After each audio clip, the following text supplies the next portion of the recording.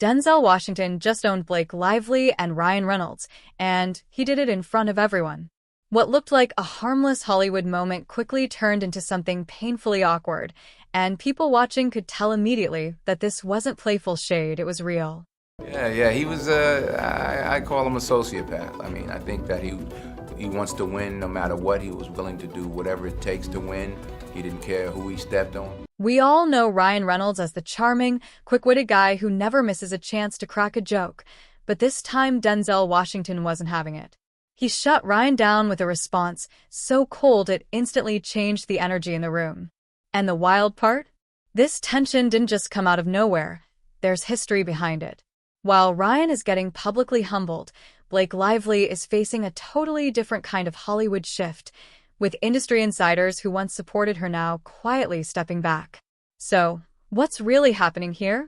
Today we're breaking down Denzel versus Ryan, Hollywood cooling off on Blake, and whether this power couple is starting to lose influence. The problem that brought from him working with you was that sometimes when he was in a scene, he would forget to act and he would sit there and be watching you acting. Oh, is that what it was? He would...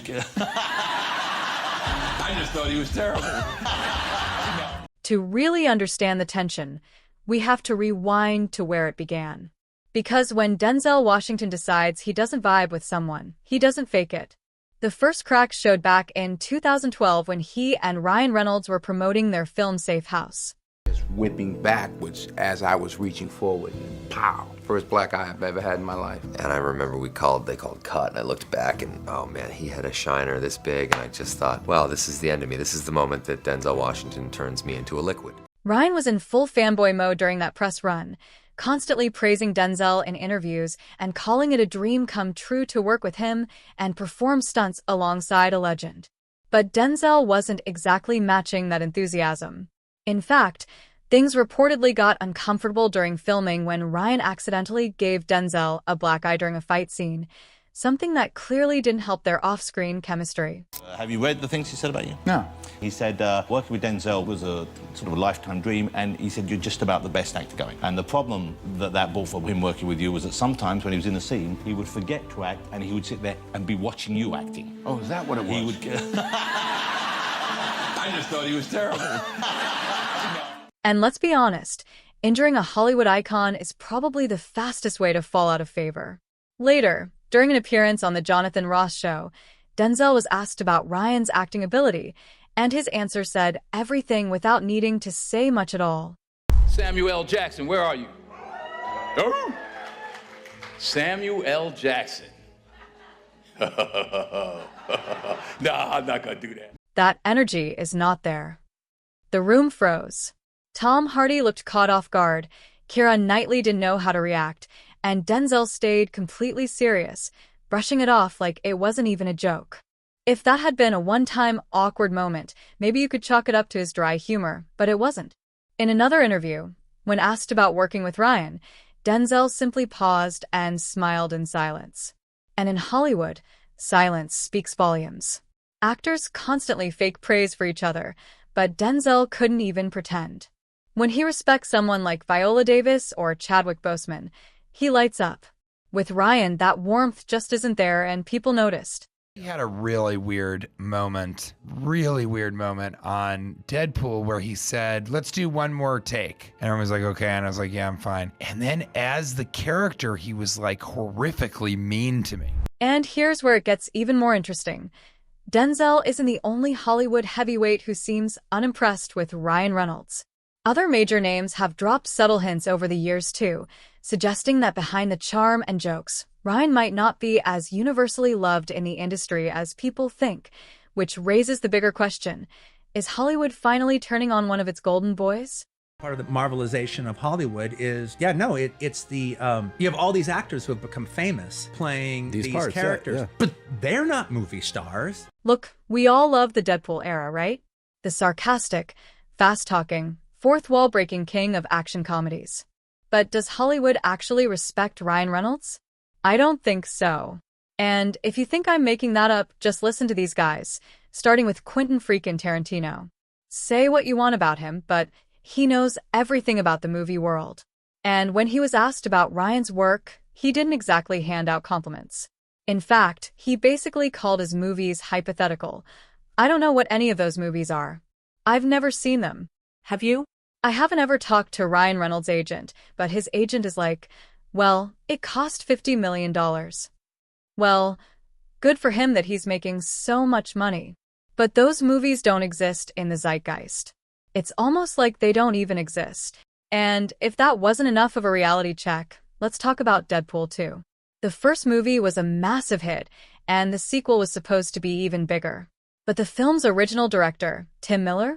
Yeah, he literally walked away from the project just because Ryan wanted too much control. It became clear that Ryan wanted to be in control of the franchise. You can work that way as a director quite successfully, but I can't. Tim Miller wanted more creative control on Deadpool, but Fox gave Ryan the spotlight, and their clash got so bad Tim walked away. Gerard Butler also threw shade, admitting he doesn't watch Ryan's films when comparing Gamer to Free Guy. Many top directors keep him off prestige projects. He's great at comedy and action, but Hollywood keeps him at arm's length. Sure, he's a smart businessman with movies, Mint Mobile, Aviation Gin, and a soccer team, but in terms of industry cred, not exactly must work with. And if you think Ryan's the only one facing drama, wait until you hear about Blake. If you behave badly, if you own up to that and own it and say, you know, I had a terrible day, I'm so sorry. And maybe she will learn something from that and not behave like that again. Of course, that would be very welcoming, but I don't think it will happen. Blake Lively used to be that bubbly, effortlessly lovable Hollywood girl, but lately things haven't been looking so shiny. And if you haven't picked up on it, let's rewind a bit. Most people still associate her with Serena van der Woodsen from Gossip Girl. Rich, glamorous, chaotic Upper East Side royalty. But behind that glossy on-screen friendship with Leighton Meester, Blair Waldorf, real life was a completely different story.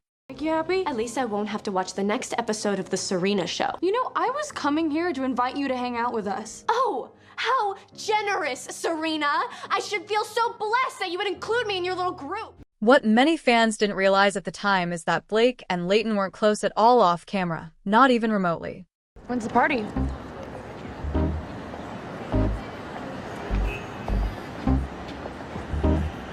Saturday. And you're kinda not invited. They played inseparable best friends on Gossip Girl, but behind the scenes Blake and Leighton barely spoke.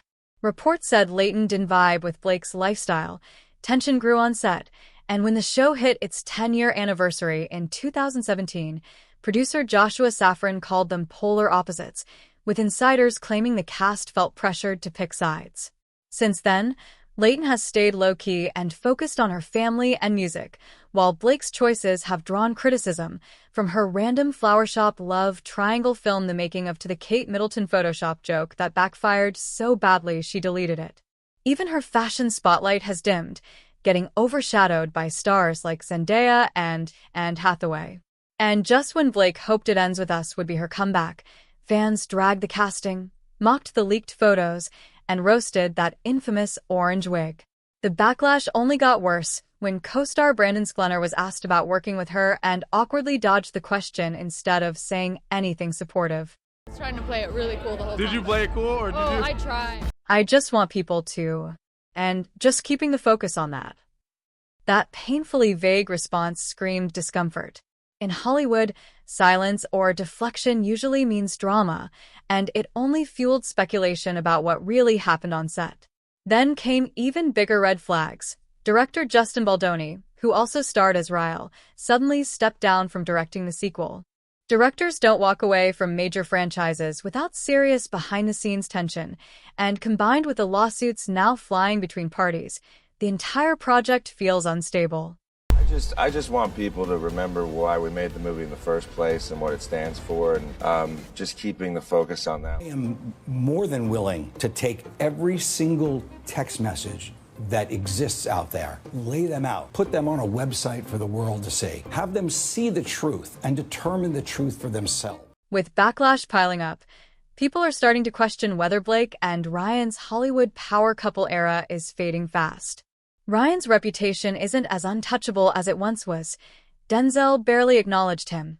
Tarantino called his films forgettable, and other actors have openly mocked his style. Meanwhile, Blake is struggling with career misfires, public backlash, and co-stars who won't even praise her. From the outside, it looks like Hollywood is slowly distancing itself from both of them.